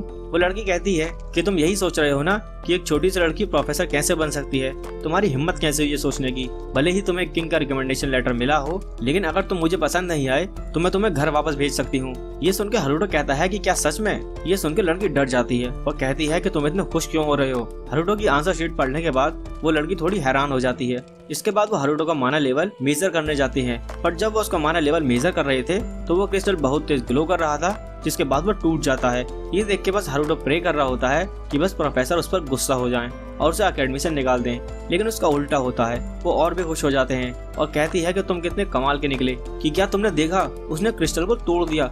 इसका मतलब ये है कि उसके पास इतना ज्यादा मैजिक है कि वो क्रिस्टल उसे हैंडल ही नहीं कर पाया। पॉल गोस कहता है कि पर मैंने सुना था कि इसका मैजिकल माना लेवल 2 है। प्रोफेसर कहती है कि मुझे इस पर विश्वास नहीं होता और वैसे भी हमें क्रिस्टल बॉल के लॉजिक के बारे में पूरी तरीके से नहीं पता। एक मैसेज रिसर्चर होने के तौर पर हमें पहले इस क्रिस्टल के बारे में पूरी तरीके से पता करना होगा, इससे पहले कि हम हारुतो के मैजिक के बारे में पता करें। और इतना ही नहीं, इसके आंसर्स भी काफी कमाल हैं। क्वेश्चन पेपर में इतने एडवांस क्वेश्चन थे, लेकिन उसमें हिम्मत थी कि उसने लिख दिया कि उसे नहीं पता। और इसने बैरियर मैजिक और एंशिएंट मैजिक के ऊपर जो आंसर लिखे हैं वो तो सही में बहुत अच्छे हैं। उसका एंशिएंट मैजिक वाला आंसर देखकर तो ऐसा लगता है कि उसे मैंने ही लिखा है। ये सुनकर हारुतो कहता है क्या इसे ऐसा क्यों लग रहा है। तभी उसे रियलाइज होता है कि जिस बुक को उसने एंशिएंट मैजिक के बारे में पढ़ा था उसकी ऑथर यही है। तभी प्रोफेसर कहती है कि मैंने डिसाइड कर लिया है कि हारुतो को मैं अपने साथ रखूंगी और किसी और प्रोफेसर को उसे लेने नहीं दूंगी। ये सारी बातें हमारे बीच में रहनी चाहिए। पॉल गोस कहता है कि ठीक है, पर आपने ही तो ये सारी चीजें करवाई। ये सुनकर हारुतो कहता है क्या इसका मतलब ये लोग मेरे साथ मजे ले रहे थे। प्रोफेसर उसे अपनी रिसर्च ज्वाइन करने को कहती है, लेकिन हारुतो मना करके वहाँ से चला जाता है। इसके बाद एंट्रेंस सेरेमनी का दिन आ जाता है। शार्लेट हारुतो के लिए उनको एक गन देती है जो कि हारुतो ने उसे देने को कहा था। ये सेरेमनी में जाने के लिए काफी डरा हुआ था क्योंकि उसके पास जरा सा भी मैजिक नहीं है। सेरेमनी के खत्म होते ही हारुतो का क्लोन अपने रूम की तरफ भाग रहा होता है। तभी वो कुछ स्टूडेंट्स को देख के कहता है ये तो एक्सट्रोवर्ट्स लग रहे हैं, मुझे जल्दी से इधर से निकलना होगा। तभी वो बंदा पीछे मुड़ता है और कहता है कि ओए तुम सुनो मेरी बात। क्लोन ये सुनकर डर जाता है और उसे लगता है कि वो उसे बुला रहा है। तभी वो कहता है कि ओए सफेद बाल वाली लड़की बात सुनो। ये सुन के क्लोन को थोड़ी शांति मिलती है और वहाँ से नजर झुका के जा रहा होता है, लेकिन वो सीधा उस लड़की में जाकर टकरा जाता है। तभी वो बंदा कहता है कि तुम्हारी हिम्मत कैसे हुई, तुम मुझे बिना सैल्यूट किए यहाँ से कैसे जा रही हो, मेरे आगे झुको, मैं यहाँ का वाइस प्रेसिडेंट हूँ। वो लड़की कहती है कि माफ करना, मैं इस एकेडमी में आज ही आई हूँ, क्या ऐसा करना यहाँ के रूल्स हैं। ये सुनकर सेंट्रल क्लोन से कहता है ओए लड़के जरा इसे समझाओ कि मैं इसे क्या करने को कह रहा हूँ, मुझे क्या पता तुम क्या करने को कह रहे हो। और वो पेट दर्द का बहाना बनाने लगता है। ये देख के स्नाइडर को गुस्सा आ जाता है। वो कहता है कि तुम्हारी हिम्मत कैसे हुई मुझसे झूठ बोलने की, और वो उस पर अपने मैजिक से हमला कर देता है। क्लोन भागने की कोशिश करता है लेकिन वो बच नहीं पाता। ये देख के स्नाइडर खुश हो जाता है और कहता है अब तुम्हें पता चला मेरी बात न मानने का नतीजा क्या हो सकता है। लेकिन तभी क्लोन उठ कर खड़ा होता है और कहता है अरे मैं तो फालतू में डर गया, डिफेंसिव बैरियर तो सही से काम कर गया। ये देख के स्नाइडर हैरान हो जाता है और कहता है मेरे अटैक से तुम्हें जरा सी भी खरोच नहीं हुई। क्लोन सोचता है कि अरे मुझे तो ये दिखाना पड़ेगा कि मैं बहुत दर्द में हूँ, और वो दर्द होने की एक्टिंग करने लगता है। ये देख के स्नाइडर कहता है कि ऐसा कैसे हो सकता है, अभी भी तुम खड़े कैसे हो। वो लड़की क्लोन से कहती है कि अच्छा यही होगा कि तुम मुझसे माफी मांग लो, वैसे भी लगता है कि ये सब मेरी वजह से हुआ है। तभी स्नाइडर को और गुस्सा आ जाता है और वो कहता है कि तुम मेरे मजे ले रहे हो क्या। एक लड़की उसके अटैक को देखती है कि क्या कर रही हो तुम उसे मार दोगे क्या, लेकिन स्नाइडर उसकी नहीं सुनता। क्लोन समझ जाता है कि उसका अटैक बहुत ज्यादा पावरफुल होने वाला है, तो वो उस लड़की से वहाँ से भाग जाने को कहता है, लेकिन इतने में ही स्नाइडर उस पर हमला कर देता है। क्लोन गन से उसके ऊपर शूट कर देता है जिससे वो दोनों आपस में टकरा जाते हैं, जिसकी वजह से वहाँ एक धमाका हो जाता है। जिसके बाद क्लोन वहाँ से भाग के वापस आ जाता है और इसके बाद हारुतो को सब कुछ बता देता है और बताता है कि उसके प्रोफेसर उसके पीछे पड़ गई थी। हारुतो कहता है कि तुम्हारे साथ तो सच में कितना बुरा हुआ, तुम्हें जाके थोड़ा आराम कर लेना चाहिए। अगले सीन में हम देखते हैं कि स्नाइडर का एक साथी आकर हारुतो को एक लेटर देता है जो कि बैटल इनविटेशन होता है, पर हारुतो सीधा मना कर देता है। वो लड़की कहती है कि तुम रिफ्यूज नहीं कर सकते, इससे जनक्रूज का नाम खराब होगा और अगर तुम जानबूझ के हारे तो तुम्हारा बहुत बुरा हाल होगा। वहीं चुपके वही लड़की सारी बातें देख रही थी। हारुतो कमरे में आने के बाद सोच रहा होता है क्या मुसीबत है यार, अब मुझे वाइस प्रेसिडेंट से लड़ना होगा, वो तो जरूर स्ट्रांग होगा। तभी वो देखता है कि वही सफेद बालों वाली लड़की उस लेटर वाली लड़की से बात कर रही थी। इसके बाद वो एक घोड़े गाड़ी में बैठ कर कहीं चले जाते हैं। वो लड़की स्नाइडर के पास जाके कह रही होती है कि तुम इस ड्यूअल को खत्म कर दो क्योंकि ये सब मेरी वजह से हुआ है। तुम्हें देख के लगता है कि उसके अटैक की वजह से तुम बहुत बुरी तरीके से घायल हो, तुम लड़ने की कंडीशन में बिल्कुल भी नहीं हो। ये देख के स्नाइडर गुस्सा हो जाता है और वह हीलर के ऊपर वाइन फेंक के कहता है कि क्या तुम मुझे जल्दी से ठीक नहीं कर सकती। ये देख के हारुतो सोच रहा होता है कि क्या संगी आदमी है ये, लड़की क्यों गई है उसके पास। वहीं स्नाइडर लड़की की बात मान ही नहीं रहा होता। लड़की कहती है कि ये सब मेरी वजह से हुआ है, तो आखिर मैं क्या करूं जिससे तुम ये लड़ाई कैंसिल कर दोगे। वो कहता है कि मैं बताता हूँ, यहाँ कपड़े उतार के नाचो। जिससे वो लड़की कहती है कि ठीक है, अगर यही बात है तो मैं ये सब भी करूंगी।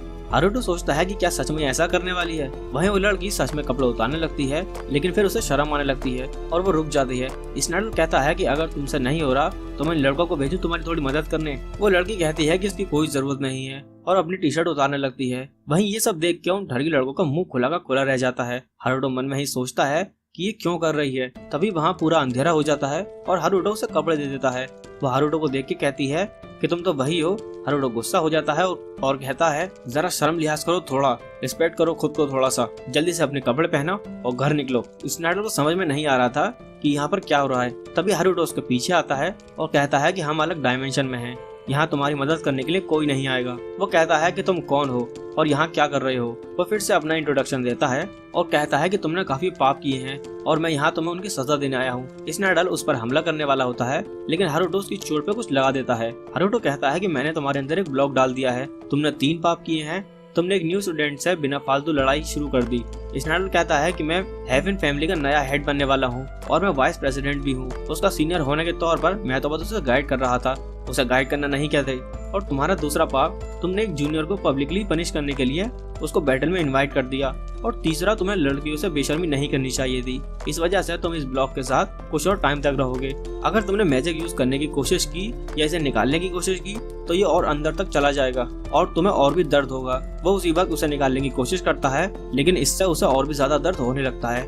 हारुटो कहता है कि मैंने मना किया था ना, और तुम अपनी फाइट कैंसिल कर दो, क्योंकि ऐसा तो तुम लड़ने से रहे, और जब तुम अपने पापों का प्रायश्चित कर लोगे मैं इसे बाहर निकाल दूंगा। ये वापस से उसी जगह पहुंच जाते हैं और वो सब उसकी चोट ठीक करने लगते हैं, लेकिन इससे और भी दर्द होने लगता है। और वो कहता है कि शिवा, मैं इसका बदला तुमसे जरूर लूंगा। वहीं अगले दिन हारुटो ना चाहते हुए भी सभी स्टूडेंट के सेंटर ऑफ अट्रैक्शन बन जाता है। वो पूछता है कि क्या उसका लेवल सच में 2 है, क्योंकि उसने स्नाइडर को एक ही हिट में हरा दिया। वो किसी तरीके से वहाँ से बच के बाहर आता है और उसका दिमाग खराब होने लगता है, क्योंकि वो एक्सपेल होने का बिल्कुल भी काम नहीं कर रहा था। वहीं जब वो बाकी के स्टूडेंट के पास से गुजरता है, उसे पता लगता है कि स्कूल में उसके बारे में बातें होने लगी हैं और वो कई लड़कियों को क्यूट भी लगता है। वो अपने रूम की तरफ भागने लगता है, तभी टेरेटा उसे रोकती है और फिर से उसे रिसर्च लैब ज्वाइन करने को कहने लगती है। और हारुटो सीधा कहता है कि वो भूल चुका है कि उसने क्या कहा था और वहाँ से जाने लगता है। लेकिन टेरेटा फिर से उसे चीजें एक्सप्लेन करने लगती है। वो उसे बताती है कि स्कूल में 2 करिकुलर हैं और तुम्हें उनमें से किसी एक में एनरोल करना होगा। पहला नाइट का कोर्स है और दूसरा है रिसर्च का कोर्स, जिसमें कि तुम अलग अलग तरीके से मैजिक बनाओगे और उन्हें यूज करने का तरीका ढूंढोगे। टेरेटा को लगता है कि वो हारुटो के लिए परफेक्ट होगा, क्योंकि वो एंशिएंट मैजिक में इंटरेस्टेड है। पर हारुटो कहता है कि वो किसी और की लैब को ज्वाइन कर लेगा। तभी वहाँ लाओस आ जाता है, जो कि तेजी से हारुटो की तरफ बढ़ने लगता है, लेकिन हारुटो आसानी से उसे जमीन पर पटक देता है और वो पहचानता भी नहीं कि आखिर वो कौन है। लेकिन तभी वहाँ मारियाना आ जाती है और हारुटो ये देख के हैरान था कि लाओस इतना ज्यादा हट्टा कट्टा कैसे हो चुका है। लाओस उससे पूछता है कि तुम्हें मुझसे क्या काम है, पर लाओस कहता है कि हम तो एक ही स्कूल में हैं, और उससे फ्रेंडली तरीके से बात करता है। पर हारुटो उसे इग्नोर कर देता है और कहता है कि मैं तो मारियाना से बात कर रहा था। वो उससे पूछती है कि क्या उसने कोई कोर्स अभी तक चुना है, और उससे कहती है कि तुम उसी लैब में क्यों नहीं ज्वाइन कर लेते जिसमें कि मैं हूँ। वहीं लाओस चाहता है कि हारुटो उसकी क्लास को ज्वाइन करे, लेकिन टेरेटा कहती है कि हारुटो सिर्फ मेरा है। इस चक्कर में लाओस और उसके बीच बहस छिड़ जाती है। तभी लाओस को रियलाइज करता है आखिर वो कौन है, और वो हारुटो को वार्न करता है कि वो उस औरत से दूर रहे। उसकी रिसर्च बिल्कुल ही यूजलेस है और उसके बाकी के प्रोफेसर से पंगे होते रहते हैं। पर टेरेटा कहती है कि बस उसका दिमाग इतना ही चलता है कि वो उसकी रिसर्च को समझ पाए। जिसके बाद वो सभी हारुटो के पीछे पड़ने लगते हैं और हारुटो से पूछते हैं कि वो किसकी क्लास ज्वाइन करेगा। तभी वहाँ वो सफेद बाल वाली लड़की आती है और कुछ कहना चाहती थी, पर इससे पहले कि वो कुछ कहती, हारुटो कहता है कि मेरा इसके साथ कुछ प्लान है और वहाँ से निकल जाता है। ये देख के मारियाना जेलस फील करती है और वो लाओस से पूछने लगती है कि आखिर उस लड़की के साथ उसका क्या रिश्ता है। वो किसी तरीके से बाहर आ जाता है और वो आयरिस से पूछता है कि वो किस लिए आई थी उससे मिलने। वो लड़की उससे पूछती है कि क्या तुम वही हो जिससे मैं कल मिली थी, क्योंकि कल के हिसाब से तुम बिल्कुल ही अलग फील हो रहे हो। हारुटो ये सुनकर हैरान था कि वो इसके क्लोन और उसमें फर्क बता सकती है, और वो अनजाने में ही वहाँ बैरियर लगा देता है और आयरिस उस बैरियर को भी फील कर सकती थी। हारुटो से पूछता है कि तुम्हें मुझ में कल से क्या अलग लग रहा है। वो कहती है कि कल मैं जब तुमसे मिली थी तुम में बिल्कुल भी माना नहीं था, लेकिन अब मैं तुम में बहुत ज्यादा माना सेंस कर पा रही हूँ। हारुटो याद करता है कि जब वो पहली बार फिले से मिला था और उसने भी उसका माना को बहुत ज्यादा बताया था, और वो उस लड़की से पूछता है कि क्या तुम एक डीमन हो। वो उसे यकीन दिलाती है कि वो एक ह्यूमन ही है, लेकिन अभी भी ये सारी चीजें हारुटो को अजीब लग रही थी। हारुटो कहता है कि वो उसको अपनी पावर एक्सप्लेन नहीं कर सकता और वो उसके दोनों फॉर्म्स को एक ही तरह से ट्रीट करे। आयरिस उसको मुसीबत में डालने के लिए उससे माफी मांगने लगती है और उसकी मदद के लिए उसे थैंक यू भी कहती है और उसे अपना दोस्त बनाना चाहती थी। ये रिक्वेस्ट देख के हारुटो हैरान हो जाता है, लेकिन आयरिस इस रेस्पॉन्स को उसका हाथ समझती है और वो खुश है क्योंकि उसने जिंदगी में अपना पहला दोस्त बनाया था।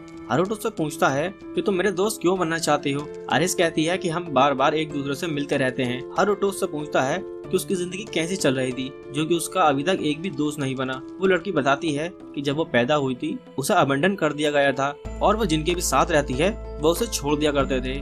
ऐसा 4 बार हुआ। हारुटो कहता है कि इसकी जरूर कोई वजह होगी। आइरिस कहती है कि इसकी वजह ये थी कि मैंने कम्युनिकेट करने के लिए उनसे बात की थी। हारुटो सोचता है कि कोई भी डर जाएगा अगर एक छोटा बच्चा बात करने की कोशिश करने लगेगा। तो आखिर में वो एक मॉनेस्ट्री में ही रहने लगी, लेकिन वहाँ भी उसे सही तरीके से ट्रीट नहीं किया जाता था। वहाँ पर एक प्रीस्ट था जो कि मेरा काफी ख्याल रखता था, लेकिन वो भी लुढ़क गया जब मैं 5 साल की थी। क्योंकि वो इतनी आइसोलेटेड जगह पर रहती थी, वो कभी ह्यूमन के साथ इंटरेक्ट नहीं कर पाई। इसी की वजह से उसके पास कोई सोशल स्किल नहीं है और ना ही उसे पता है कि ह्यूमन वर्ल्ड में कैसे रहा जाता है। पर हारुटो कहता है कि तुमने गलत लड़के से दोस्ती कर ली, क्योंकि मेरा भी कोई दोस्त नहीं है, तो तुम मुझसे भी कोई कॉमन सेंस नहीं सीख पाओगी। ये सुन के आइरिस कहती है ये तो परफेक्ट है, हम साथ मिलकर कॉमन सेंस सीखेंगे, हम तो बिल्कुल ही एक जैसे हैं। वहीं हारुटो सोचने लगता है कि वो इसका इस्तेमाल करके इसको मुसीबतों से बचा सकता है और वो उससे पूछता है कि वो किस में एनरोल होने जा रही है और वो बताती है कि वो टेरेटा की क्लास में ज्वाइन करने वाली है। ये सुन के हारुटो को तो बिल्कुल खुशी नहीं होती, लेकिन फिर भी वो उसके साथ ज्वाइन करने को मान जाता है, जो सुन के आइरिस को बहुत खुशी होती है। वहीं केविन में जब से हारुटो गया है, शार्लेट दुखी है। फिले भी उसके साथ रहना चाहती थी, पर अचानक से ही शार्लेट सेंस करती है कि हारुटो के साथ कुछ तो हो रहा है और वही चेक करने के लिए वहाँ से जाने लगती है। वहीं फिले बेचारी रोने लगती है क्योंकि हारुटो ने उसे कैपिटल आने से मना कर दिया है। लीसा कहती है कि मुझे दूसरे लोगों को सर्व करना बिल्कुल भी पसंद नहीं है, इसीलिए मैं अकेली रहती थी, लेकिन तुम तो इस लाइफ स्टाइल में काफी अच्छे से रह रही हो। अपनी तारीफ सुन के फिलिस शर्माने लगती है और कहती है कि ऐसा इसलिए है क्योंकि पहले मैं एक डीमन किंग के लिए काम करती थी। लीसा उससे पूछती है कि डीमन किंग कैसा था। पहले बताती है कि डीमन किंग बहुत काइंड थे, जो कि डीमन सन्स और मॉन्स्टर्स को हमेशा साथ रखते थे, पर इस काइंडनेस की वजह से उनके दूसरे डीमन के साथ बहस हो गई, क्योंकि वो ह्यूमंस को भी अच्छे से ट्रीट किया करते थे। डीमन किंग एक ऐसी दुनिया बनाना चाहते थे जहाँ डीमंस और इंसान साथ मिलकर रहें, और उन्होंने फ्लैश प्रिंसेस से पहले ही हारने का डिसाइड कर लिया था। लीजा पूछती है कि क्या मतलब। फिलिप बताता है कि जब फ्लैश प्रिंसेस आई थी, डीमन किंग ने सभी डीमंस को वहाँ से हटा दिया था और खुद को सैक्रिफाइस कर दिया। शायद उन्होंने प्लान बनाया था कि अगले जन्म में वह ह्यूमन के तौर पर पैदा होंगे।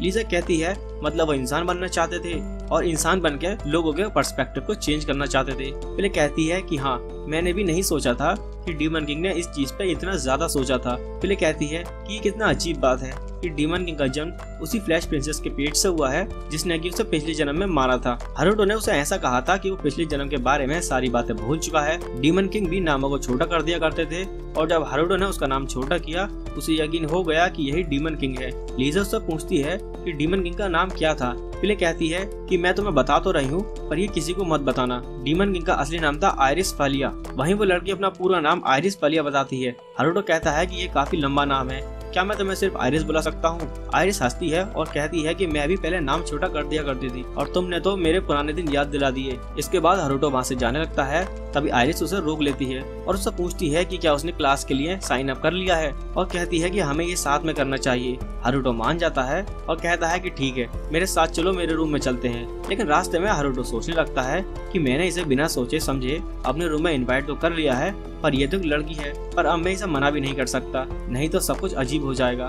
तो जल्दी से काम खत्म करके इसे यहाँ से रफा दफा करता हूँ। पर जैसे ही वो दरवाजा खुलता है, वो देखता है कि वहाँ पर शार्लेट बैठी थी। उसे देख के शार्लेट चिल्लाने लगती है और उसे लगता है कि वही उसकी गर्लफ्रेंड है, लेकिन हारुटो बताता है कि ये सिर्फ उसकी दोस्त है, जो सुनकर शार्लेट थोड़ा रिलीफ फील करती है। लेकिन शार्लेट को लगता है कि जल्दी हारुटो के पास 10 से 15 लवर हो जाएंगी और उसे पूरी तैयारी करनी होगी। हारुटो पूछता है कि किस चीज के लिए।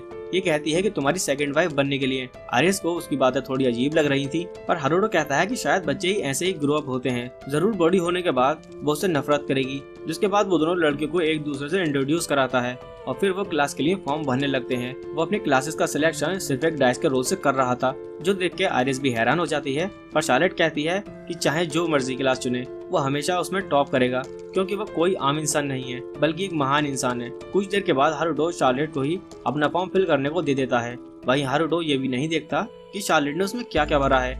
ये देख के आइरिस हैरान हो जाती है और उससे पूछती है कि क्या तुमने एकेडमी कुछ हासिल करने के लिए ज्वाइन नहीं की। शार्लेट कहती है कि हारुटो का गोल पढ़ाई लिखाई से अलग है, पर मैं वो तुम्हें नहीं बता सकती। हारुटो उससे यहाँ आने का रीजन पूछता है। शार्लेट कहती है कि जो मैं यहाँ करने आई थी वो मैं कर चुकी हूँ, और वो वहाँ से जाने लगती है।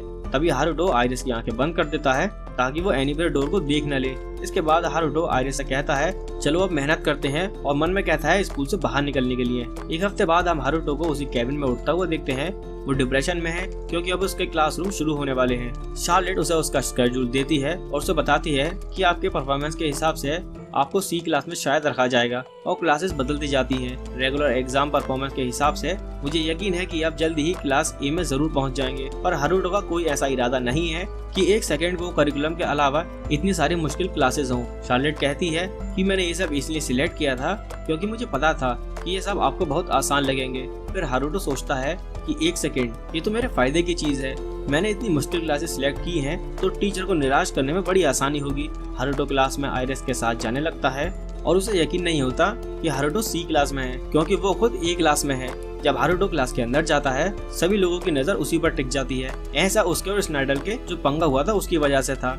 इसके बाद उनका टीचर टेस्ट लेने वाला था क्योंकि वो क्लास सी में थे और वो अपने परफॉर्मेंस के बेसिस पे क्लास में ऊपर या फिर नीचे जा सकते हैं। इसीलिए सबसे पहले वो उनका टेस्ट लेगा। हारुतो सोचता है कि यही मौका है खुद को नल्ला बेरोजगार साबित करने का, पर जब वो टेस्ट देखता है तो वो कुछ ज्यादा ही आसान लगता है।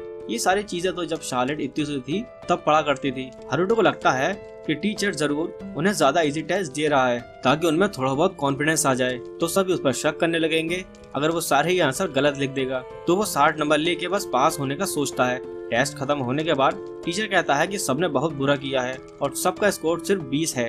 ये ज्यादा हैरानी की बात नहीं है क्योंकि क्लास बी का एवरेज स्कोर 50 था। पर वो हारुतो का रिजल्ट देख के बहुत खुश होता है।